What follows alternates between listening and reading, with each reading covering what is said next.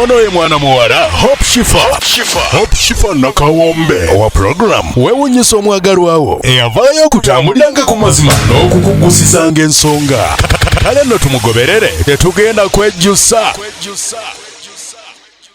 Okay, omulungi ali ku Baba TV nkwaniriza ngamba buuza kumugamba banange Shifa atandise ne smile.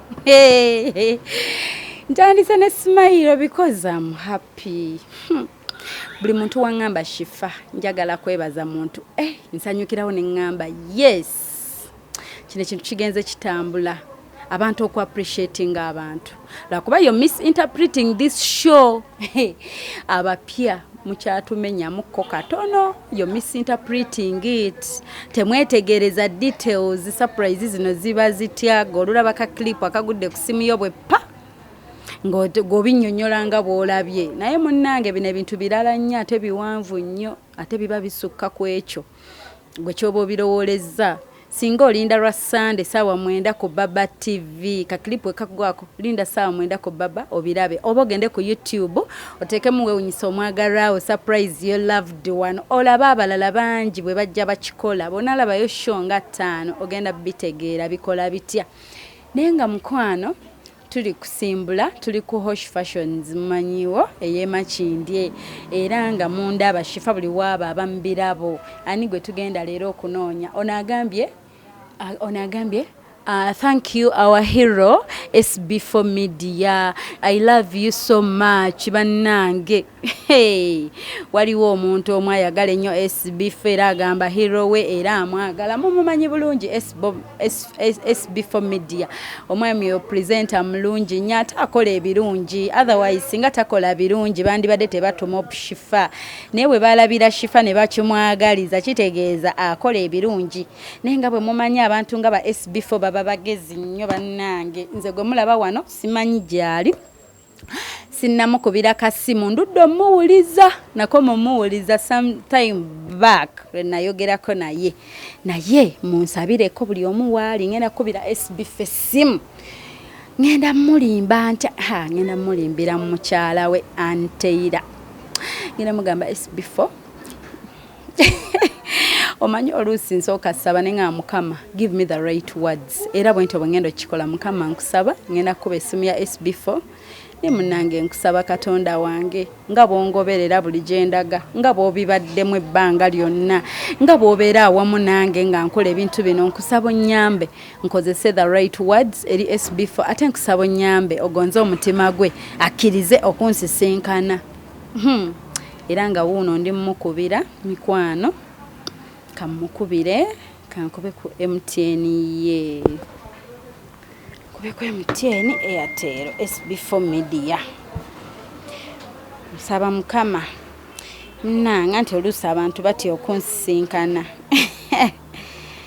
naye nkusaba nyambe kankube ku MTN saba nyambe ayitaata SB4 no aleme kumbeerera ate muzibu nnyo kale katukube ku simu kuba kati ene simu yegendo tuwe ekiddako ekyokukola ekiddako kuba tugambye engeri gye baterobeera mu bitundu by'emakindi omuntu asaana nasimbula emakindi wano ng'ategedde jadda ng'ategedde ekiddako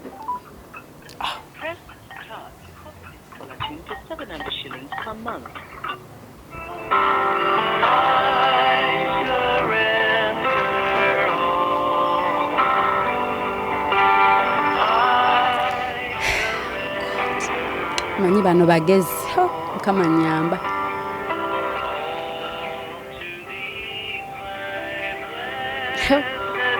kataga Shifa ngamba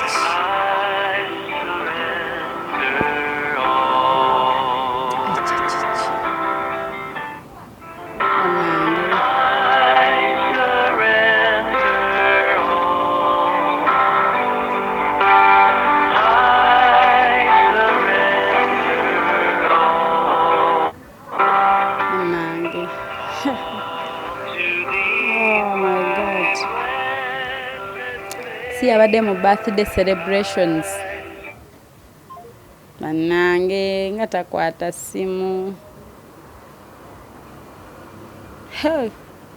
si abadde mu wiiki za birthday kati kabala bisimye agamba no shifa kiki.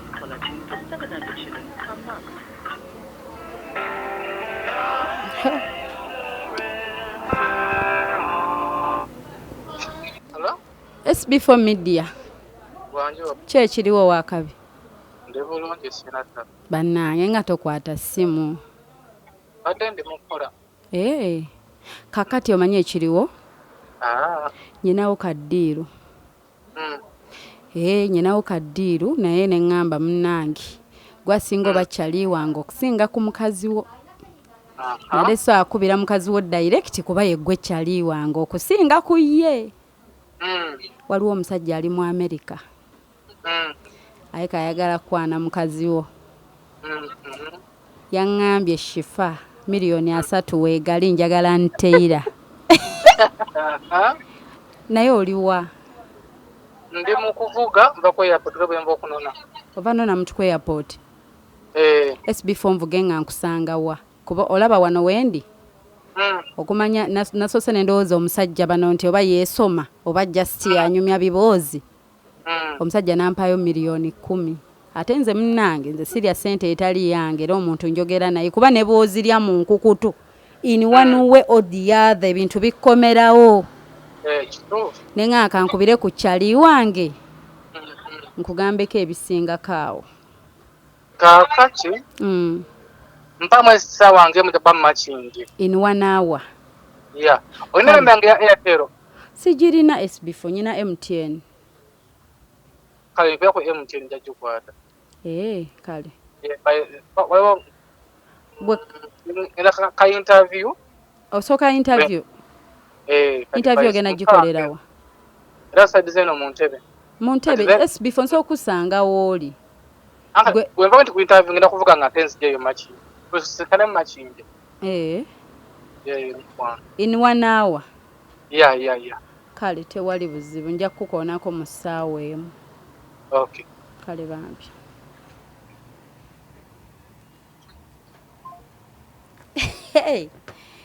Kati munnange katulinde mu bitiibwa kubeera essaawa ejjawera. Katulindeko mu bitiibwa tulabe naye maama gwe tomanyi.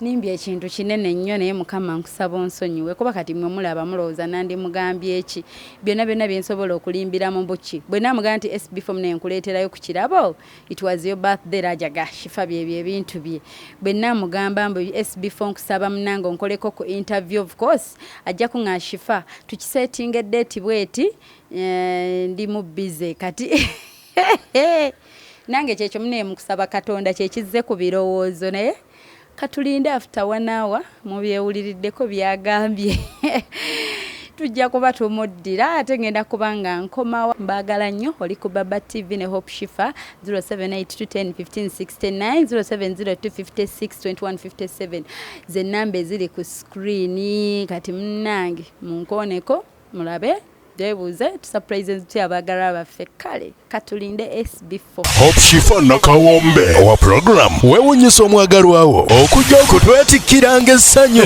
ndi mu kuddamu kuba ssimu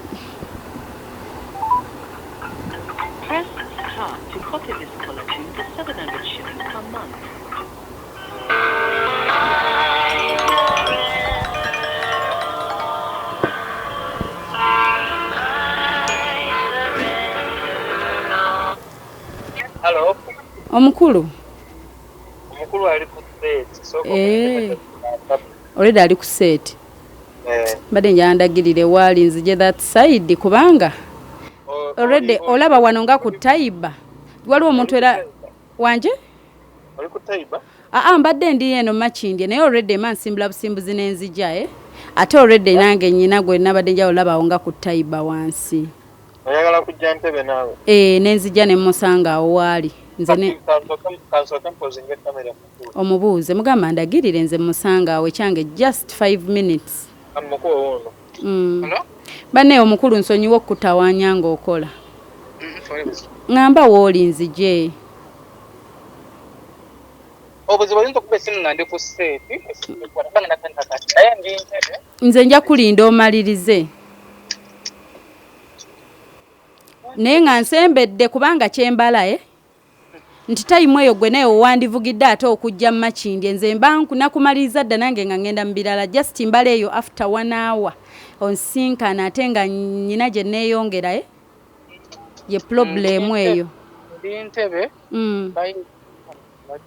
ate kiri munda oba oli ku WhatsApp nkoleze location exactly kyova olaba wasoma SB4 ogenda kufuna nnyo ssente kuba oyanguya ebintu mu ngeri gye njagala mpeereza location nzigire ku location kale mukwano ate era mbibaddiremu anaye mukama singa nagimpeereza tantuuza ku katebe mpeereze kamugambe sendi location wano. Let me update my client. Okukankana n'ebitenge ebimbaako.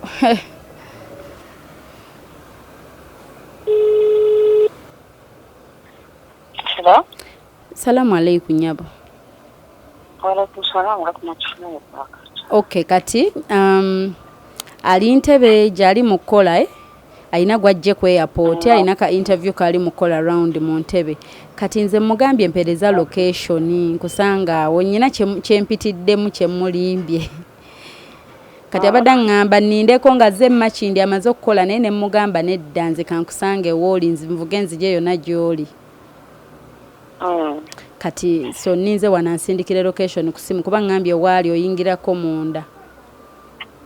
Okay. Yes, kati nsabirira nsindikire location nga bwagambye. Neme aleme kunninza nnyo kubanga omuntu ayinza okugana ninda 1 hour ate netaba 1 hour nga bwomanyi African time. So kati kati kaninde wano lumpa location. Ngende. Just mbadde njagala obeera aware ku kikyendiko then obeere ne standby ku simu. Kuba nja kukubira nga mufunye osobola omuwa obubaka bwo. Kale mukwano. Oh, ajimpadde. Thank God. Mikwano abatulaba tusimbudde. Tutute surprise. Nkweke erinnya. Banaba wano baneiba batera okumusala enviiri. Bayinza olaba erinnya ne bamugamba. Kale mikwano mutugoberere mubeereko temutemya bananga big up ku mwenna team SB4 Media mbatumiddeko ngenda surprising serebu wammwe omubwati nze Shifa naye zo surprise ataka tazileta hatataka ondinanze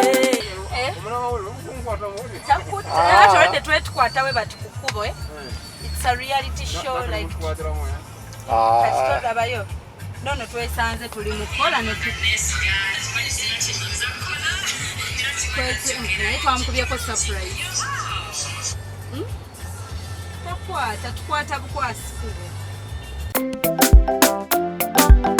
naye zo surprise ataka tazileta hatataka ondinanze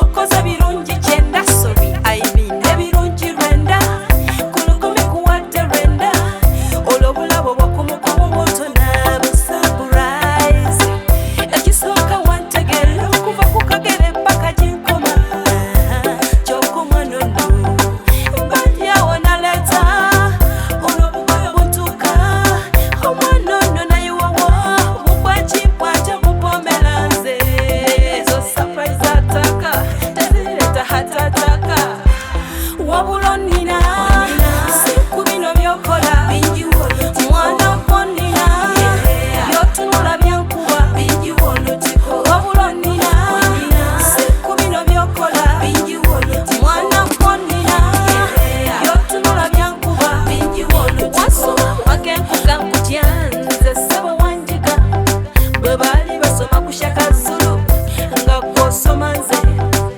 hitila musoli nga gwoli kunze. In 400 meters, at the roundabout, take the third exit onto the Kampala and Entebbe Expressway ramp. surprise attack. Continue for 1 kilometer. Tazileta hatataka. Ondinanze. In 800 meters, merge onto Kampala and Tebi Expressway. Okoza birungi kyenda sorry aibin ebirungi renda kulukumi kuwadde renda olw'obulabo bw'okumukumu moto n'abo surprise.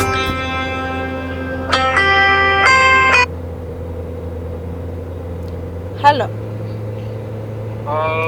maliriza nze. Ate naatera otutuuka nange nze ono ndi mutuuka kubayita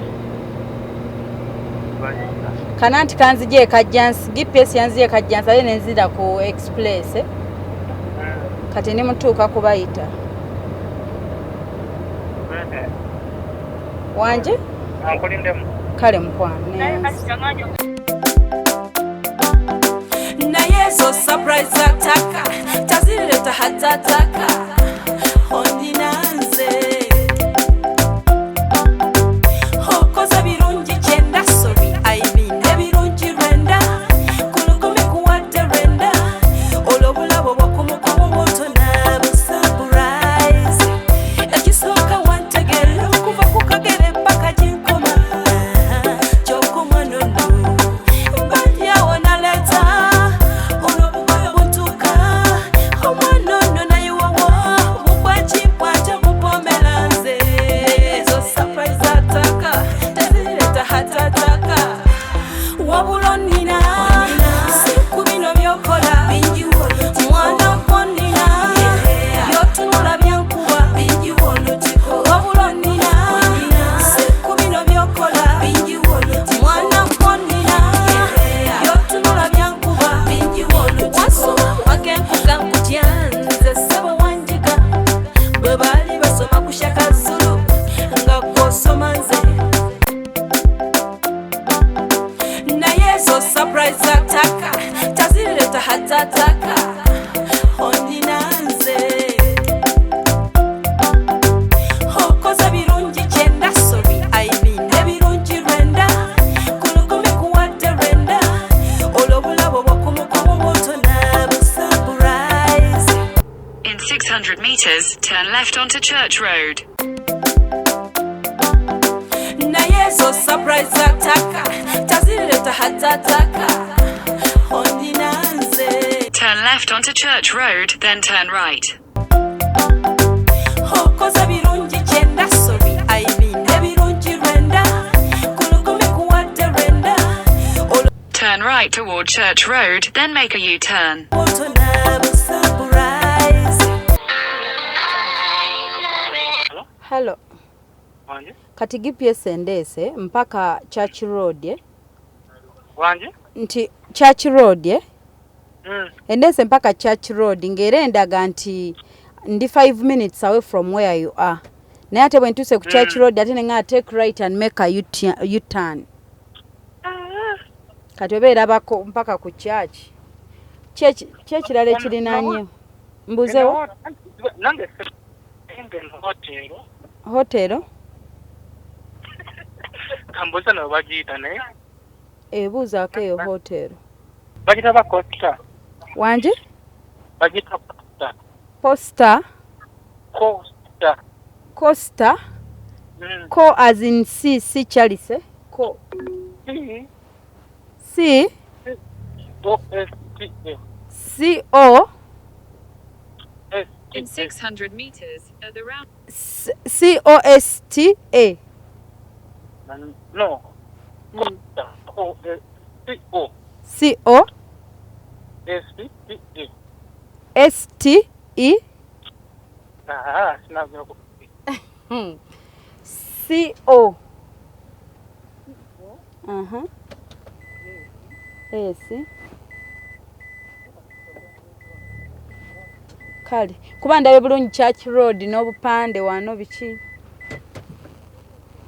naye maama bwe ntuuse kasitaate kagamba U-turn. Buza ku Santa Maria. Kale Santa Maria kale kandeeke wano Santa Maria ku GPS olabako hotel obupande kuliko CO Yes, oba si wangambye Costa Hotel waki.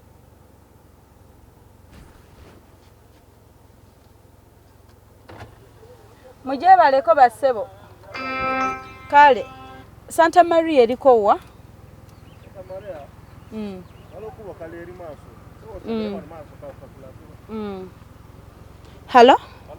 Goza ku Santa Maria Hotel ku gate ya wansi. Mbuno the down gate, the gate which is down, Santa Maria, the down gate. So you are going to use that road, the one goes up. The one which goes up? You reach in the front there, you find the road like this, a T. This one goes up, it goes up in the hill. Then this one slope down, use that one. Okay, thank you. It will take you up to Santa Maria. Okay, thank you. When you're in that slope road, in your right side, you see you look at the signpost. Okay, thank you so much. Wanondaba, Santa Maria Health Resort.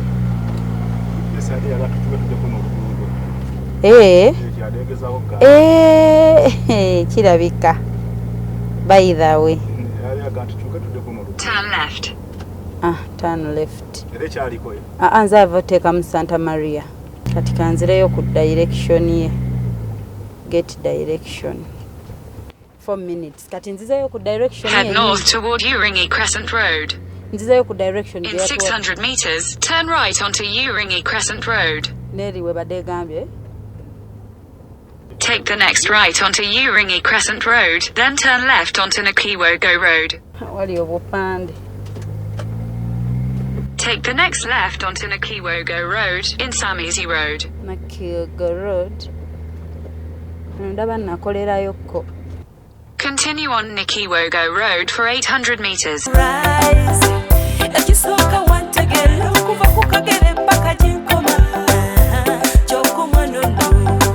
Balyawo naleta. In 200 meters, turn left. Ekisoka wantegera okuva. Take the next left, then slide left. Okitegedde, next left then slide left. Santa Maria yeeno. Neffe kati tuli ku location ye.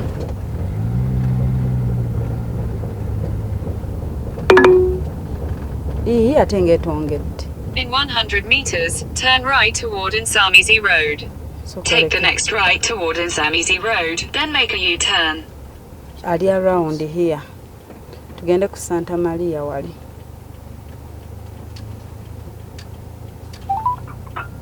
Press star to copy this caller tune for 700 shillings per month.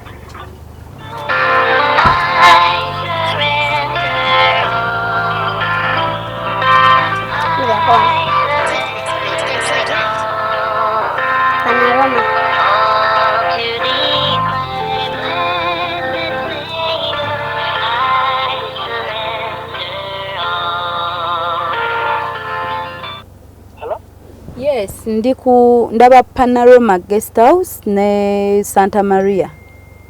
Andi yingira mu Santa Maria tuliyo wakulu. Yapa wale swimming pool wakulu eno wakulu. Kale. Okay. Tigi kamera ojagisaako wansi ate toyina tint. Like saga tuyingire nga bagiraba mangu. Naye so surprise ataka. Tazileta hatataka.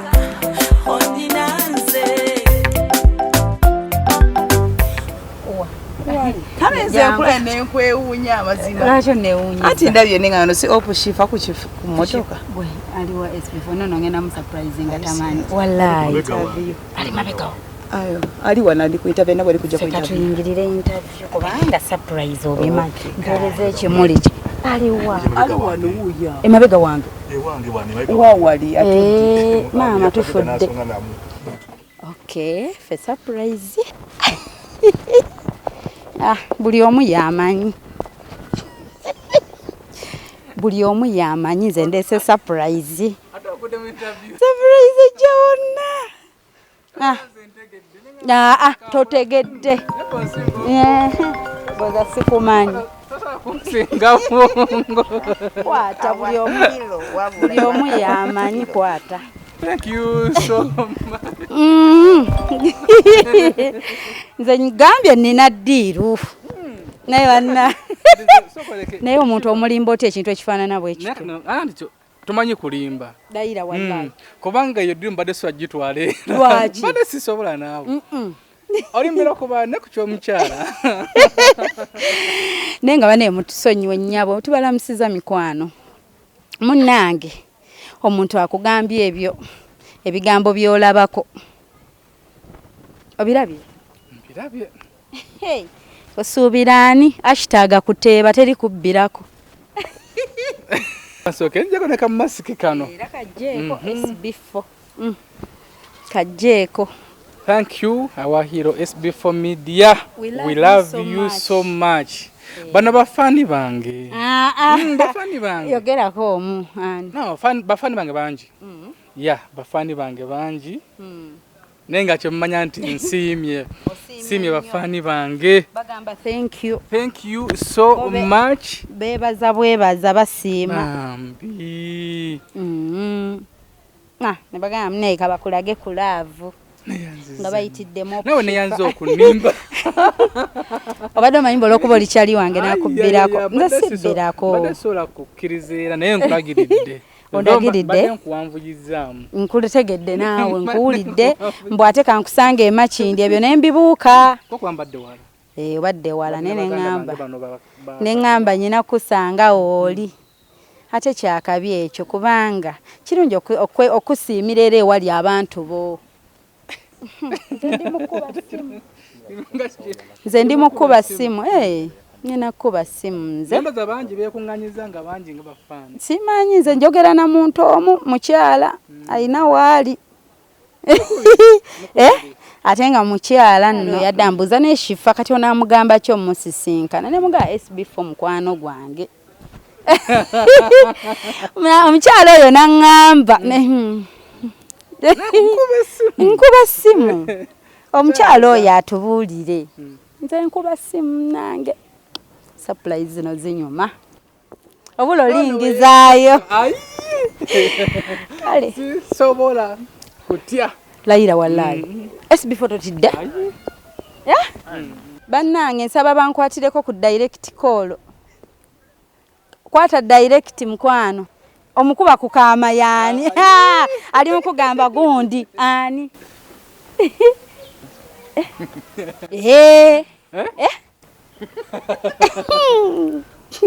Hello.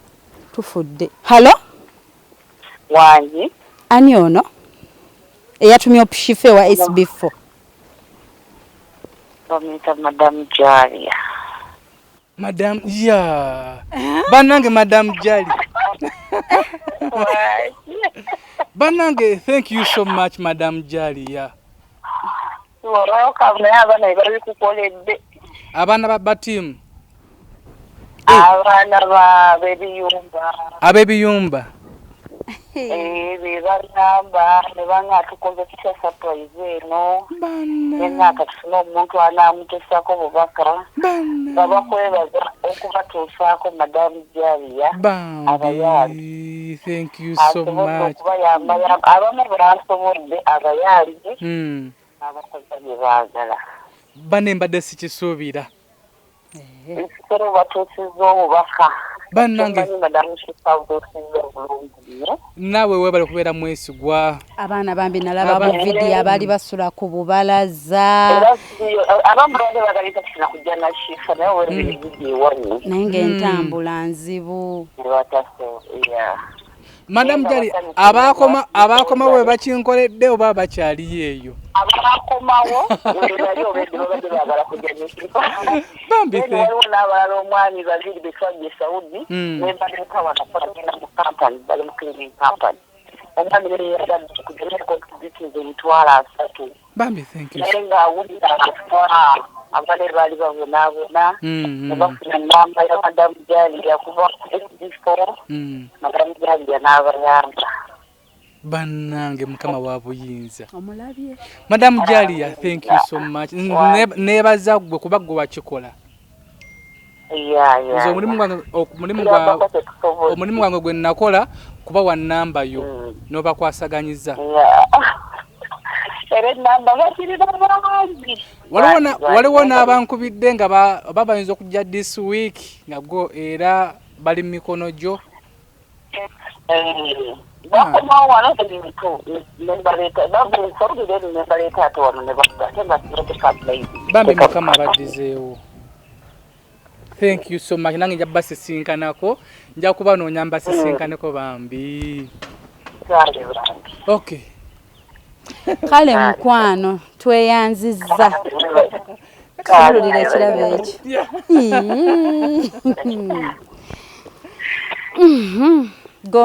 Omanyi abantu b'abantu ababeera mu inbox yange nga nnyina byama. Webale kwetika mukwano. Twetise surprise naye balekola bulungi before by the way. Nawe balekola.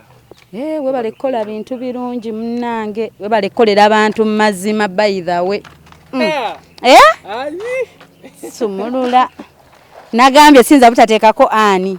Gwamanyi. Wow. This is so amazing. Bagambye dear SB4 Media, I would like to express my gratitude. By the way, and this one kivudde wa Madam Jali yanga kyo. Nagamba Agambye, dear SB4 Media, I would like to express my gratitude to you for all the support that you give us in every way possible. Thank you so much for trusting me from Madam Jalia at Dubai. Madam Jalia, thank you so much. Omukyalo ono bannangira mukama yenengeri gyakolamu ebintu bye. Nange namusangira ku social media. Waliwo omwana yali alemereddwa. Nebampe namba yomu contactinga nga ye ayamba ku baana abalemereddwa naddala bali mu nsi z'Abawarabu eyo Dubai Abu Dhabi eyo nga wobanga olemereddwa nga kuyambako asobola either okuzza oba okufunira omulimu ne tukwatagana kuba ntera nnyo okufuna abaana bali mu mbeera eyo nembaga muweereza nga abaana nga abayamba kola kyonna kyonna kyasobola alemera ku nsonga paka Yabaliwo n'omwana yalemedde ku office eyo yali iziti Abu Dhabi naye bwenjogera wiiki nayinza okudda so ne tufuuka ba mukwano ekyebuzi basimulabangako simusisinga nako maaso ku maaso Madam ompoze banja nkusuubiza nange we olunaku lwe lutuuka era ndi mutuma naye nga neyanziza nnyo Opshifa nawe kwetikko obubaka buno balekola mirimu mirungi ate nze munnayi singa tewakola birungi nandibadde leero nnyina wakalimo naye nga oba wabubaka ki bafaani kubanga kwe bali bangi bafaani baffe si nga nze ng'omuntu omusinze nkola faani baffe bannange neyanziza okutukkiririzaamu neyanziza okunjagala n'okundaga omukwano wamu n'okukkirizamu SB4 Media ebintu byekola obalewo singa si mmwe tetwalisobodde okukola bintu nga bino ate n'okubeera nga mutukkiririzaamu singa si mmwe kutukkiririzaamu ensonga ezimu tetwalizigusizza ng'engombo yaffe kinyinga bagamba mweyongere okubeera nga musubscribinga ku SB4 Media banaye ne Opshifa mumuwe emirimu bena wenanga oliyo okusurprisinga omwagalwawo tekitegeeza nti baawo oba mukyalawo ayinza okuba mukwano gwo ayinza okuba nga hirowo ayinza okuba nga jjajjaawo oba famire membawo mutuukire Opshifa naye wamma olowooza tuggyewo ebyokuteeba oba bateebe kitegedde #kuteeba mbabbirengako oba sibabbirako mbabbirako eba ekyali tebali surprise naawe era lwakwakadde nze mbadde mugumu nnyo okuba nina omukyalo omu ate siswera mugattika bannanga abasajja nga mmwe babajjawa newalirese motoka eri gye bali bagenda okuwa omuntu waffe oli era nali bagambye nti ani egende ani wakikola otya maama tuwe ku magezi bebi naye nga oyita ku 0782101569 0702562157 bwe ntyo kamba siibula ate SB4 adde ku mirimo gye ngambye ebino ebyokunsanga emakindi byakumpanvuya kanzije waali naye nga tubaagala nnyo mwebale twagala keeke yo oba ogitwala n'ogisalira mu budde bwo kasito neesiga nze shifa nze yagikoze mama mukyala wange muyita mama ndeeta keeki tugenda kulya tufumba kyaggulo tumanye bulungi nenge evudde wa Madamu Jalia ne ttiimu abaana bazayamba obulayo nange omulanga benkubira omulanga ne bamutuukako n'abayamba bino byonna byevudde eriye ekirabo kyange kiri kyakola ki omusana gwakyokya nekifa kino nkukutira maama nkireeta naye kirina okuwangaala paka ku birthday ddako naye bino byo ebikola byo bisigalewo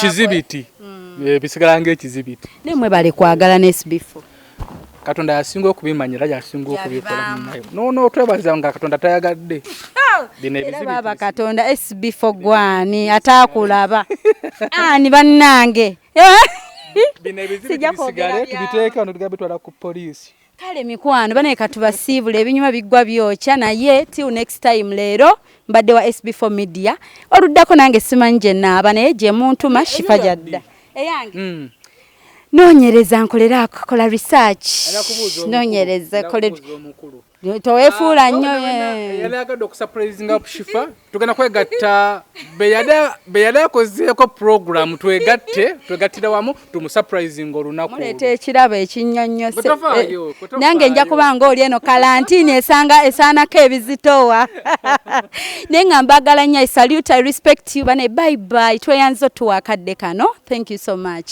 waliwo akatalekeka ekyamazima nali nakava mu kyalo nali mbuze ku paaka enkadde nasangawo shifa nga waliwo sibye enviiri bazita batya zino penso nenkubuuza gwe wandagira paaka enkadde weeri era okuva olwo ne mu kooti wallahi opushifa nakusanga gwe wandagira paaka enkadde nenenya emotoka ezigenda eruzira nagenda basenga bange kuwumula nali mu muvaka ya P7 opushifa yalina by then uzaire emyaka nga 28 kati nemba nemeka omanyi mbadde mbikiriza SB4 nkutegedde mweyagala ne ani naye ng'omulumya omutwe yes tuveewo ono talina katalekeka omwana omuto kyalabeta kyerabira wallahi nkutegedde mweyagala ne ani ng'oli ku delta eyo yes oba mwakolako ne birthday ngamba tya nga ndaba ngamba tya nga ngaba serebu ngaza bambi kindi kya upcoming bye oyo yabadde mwana muwala Hope Shifa Nakawombe mu program weewuunyisa omwagalwawo tunywerere ku ye tetugenda kwejjusa